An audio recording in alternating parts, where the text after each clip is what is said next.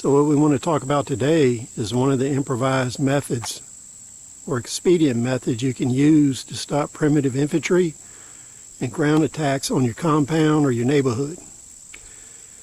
One of the fastest and easiest ways to make a barrier is to fall trees. If you fall a tree and you leave it attached to the stump, that's one of the best ways to make a fortification or a barrier that will slow down an assault fast enough that you can actually engage and aim at multiple targets. The biggest problem you have with ground assaults and mass primitive infantry assaults is they take place as a human wave attack. You can't engage targets fast enough to stop the attack unless you use barriers. So in this case, this is a dead tree that fell. Preferably you would want to use a live tree, leave it attached to the stump so it's hard to remove. Then what you would want to do if you have time is to put stakes down and either cable, chain, or tie down the tree so it's hard to move. These can be a vehicular barrier too to wheeled vehicles.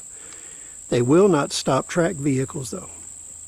Once you have established this barrier, what you would want to do is reinforce it with barbed wire on both sides. By putting barbed wire, concertina wire, or any type of wire you can find on both sides of this and intertangle it with the branches, that would enhance the ability of this barrier to stop infantry attacks.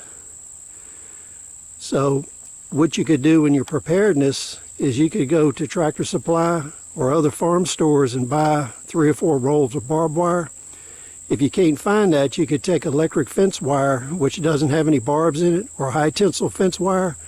You can buy spools of that, and if you string that out in coils, that will slow them down also.